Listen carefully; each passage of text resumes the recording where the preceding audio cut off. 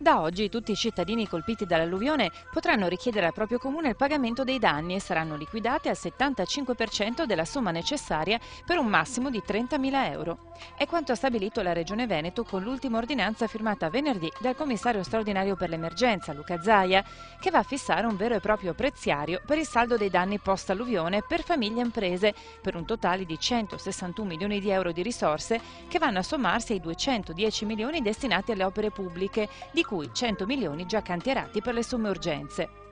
È una storia unica di questa alluvione, perché in 9 mesi, oltre a chiudere la contabilità, abbiamo finanziato 3 casse di espansione e dato vita a 250 opere di messa in sicurezza. Questo è quello che si riesce a fare in 9 mesi, sfido chiunque a dimostrare il contrario.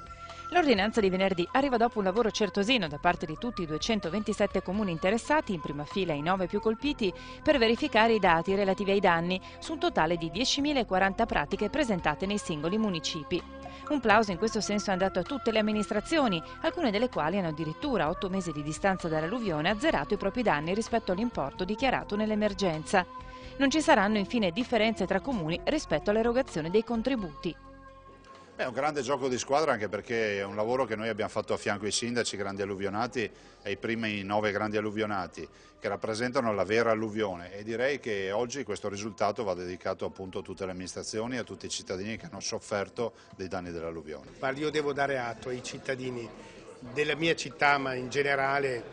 del Veneto, di non aver minimamente approfittato di questa disgrazia, anzi di aver chiesto probabilmente meno di ciò che dei danni reali che hanno subito. E quindi ora che diamo certezze, guardiamo con un po' di sorriso al passato, mentre sul futuro qualche preoccupazione che non si ripeta ciò che è avvenuto, queste preoccupazioni purtroppo rimangono. Chiusa la partita dei contributi per cittadini e imprese, si apre ora la questione delle opere pubbliche. Se infatti la Regione ha già finanziato 3 casse di espansione relative a Cologno, Trissino e Monteforte d'Alpone e ha già cantierato 250 opere per un totale di 97 milioni di euro, rimangono da finanziare altre 6 casse di espansione per altrettanti 109 milioni di euro e tutta una serie di opere sui sistemi di allarme e la messa in sicurezza del territorio.